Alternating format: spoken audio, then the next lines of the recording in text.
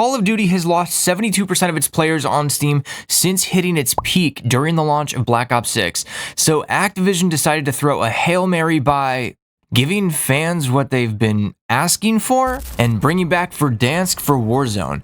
But with every update of Call of Duty, there's always some group of creators claiming they have insider information or that they just got off a creator call and that Call of Duty is back. But is nostalgia enough to reignite interest in Call of Duty? And is Verdansk just as good as you remembered it? Did they mess it up? What needs to be fixed? And also, there's a little bit of controversy over the armor plate situation. My first impressions have actually been surprisingly good so far, minus a few obvious issues that need to be fixed.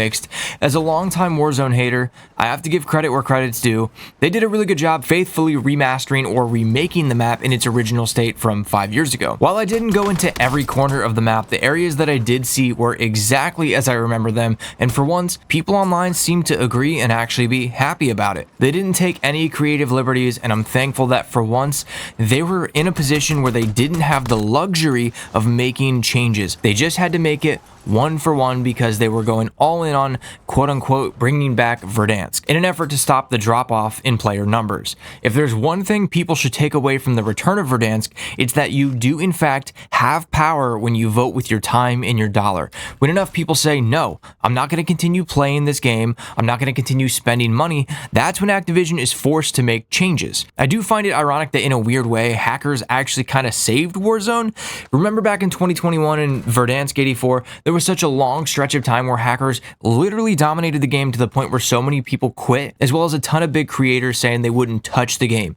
And I believe it's what originally pushed Nick Merckx into Apex, and he's been hooked ever since. Fast forward to today, and the cheating problem has gotten out of hand again to the point where it's pushed a lot of people away from the game. So, like I said, in a weird way, cheaters kind of helped a ton of people who were addicted to Call of Duty stop playing, which is contributing to the decline in players and probably revenue. But when it comes to cheaters, we were promised a massive update to the anti-cheat to get cheaters out of the game. Now, on my first day on Verdansk, I only played for 4 hours, but I really only ran into one person that was cheating the entire time, and I've seen a lot of people report that they haven't seen as many as well. So it looks like Ricochet is potentially doing something, or maybe the cheaters haven't found a loophole. Now, every day after the first day, I've seen quite a bit more clips, quite a bit more people reporting that they noticed cheaters, and some pretty good evidence that cheaters are back on Warzone. Maybe just not in the same numbers, but we're kind of in a waiting period, right? You know, is Ricochet gonna work? Are the cheater companies that got hit with legal action by Activision just gonna rebrand under a different name? Is there actually a good solid anti-cheat that over time is gonna detect and churn the cheaters out of the game?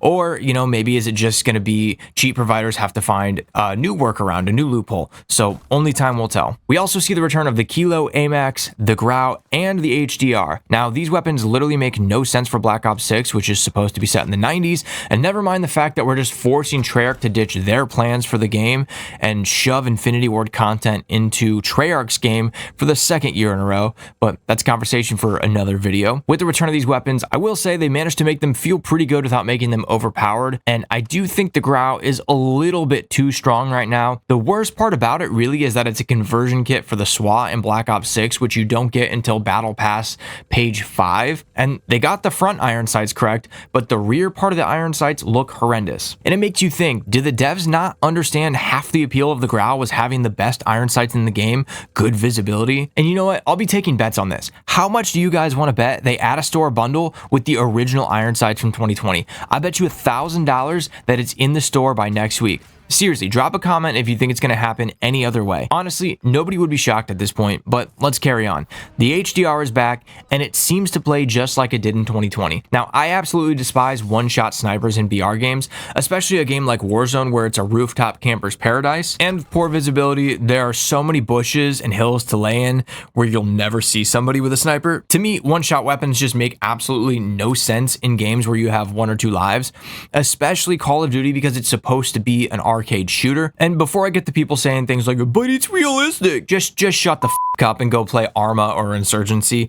This is Call of Duty, not a milsim. Was it realistic when your character packed and redeployed their parachute 100 times out of the plane before landing? Didn't think so. Anyway, yeah, the HDR just as good as it ever was, and it seems like everyone's pretty happy with how they balanced it in terms of movement speed, aim down sight, bullet velocity, things like that. So good for them. Now, the TTK in general does feel a little bit on the fast side, and I'd like to see that bumped up or slowed down just a little bit. I'd probably be happy if it took an extra 2 to 3 more bullets to down a player.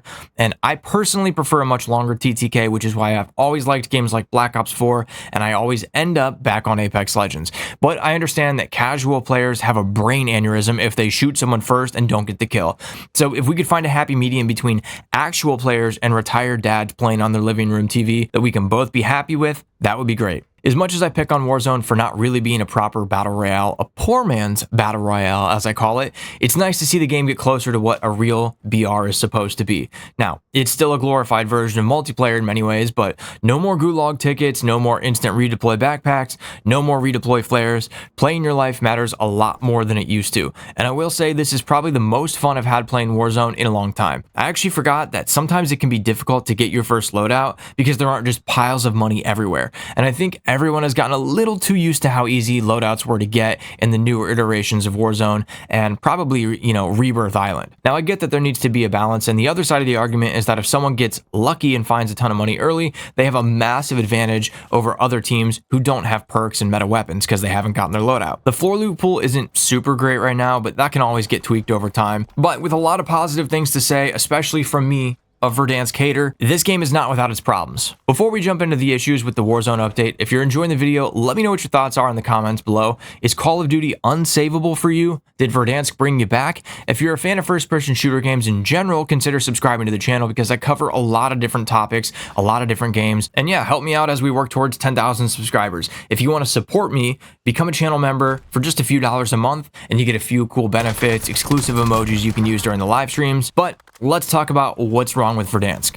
There's been a lot of debate online among streamers, content creators, and casuals on the loot pool, how much money's in the game, how many plates you can carry. Now, I think the old system, or the Warzone 2, quote unquote, you could carry like 12 to 15 if you stored plates in your backpack. Honestly, I've been completely checked out of Warzone for a long time, so if I'm wrong, correct me in the comments, but I think a lot of people have just gotten used to having a ton of armor plates on them at all times. And we've got Iceman Isaac here with what I think is a pretty reasonable take, asking 6 armor plates without an armor satchel and 9 plates with, which I tend to agree with because it just makes sense and is a nice even math number because your character has 3 plates at full health. Iceman's also asking for Raven to make changes that each kill drops you at least 2 plates no matter what. So if you kill an enemy, even if that person had no plates in their inventory, the game still drops you 2, which I can kind of see the argument for this. I like rewarding skill and winning gunfights.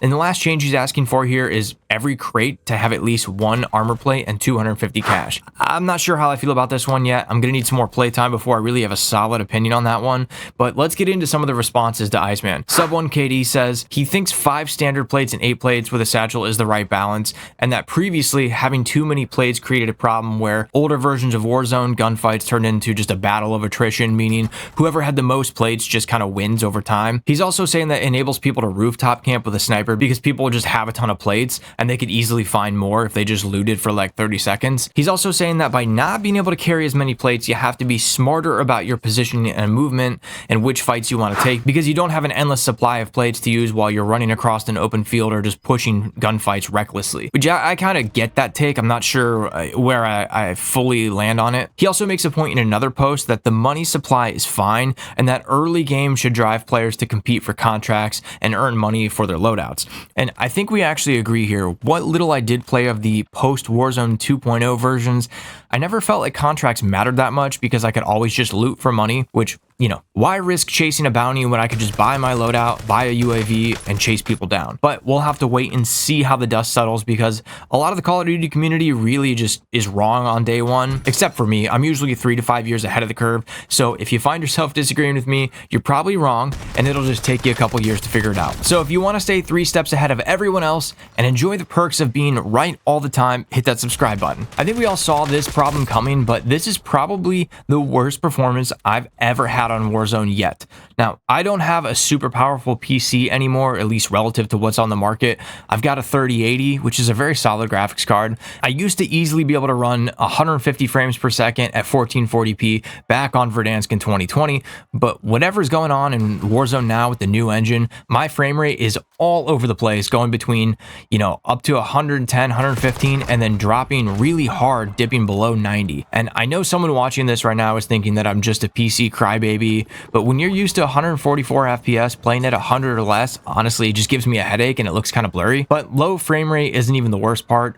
Anytime something significant happens in the game, like, my teammates going down, or I get the alert that a cluster strike is coming in, or even just getting into a fight, my game just starts stuttering. I'm not the only one. I've seen people running 4090s complaining that they have the same issues with the game stuttering. And as a mouse and keyboard player, it's almost impossible to shoot straight when the game has little hitches. We also see another feature from the original Verdansk return, and that's port visibility. To be fair, they've made a lot of good lighting changes, that there aren't any dark areas for the rose skin abusers to hide in. The interior areas are really well lit, and the transition from going inside to outside has been smoothed out a lot. But enemy players still kind of blend into surroundings if they're outside of 10 meters.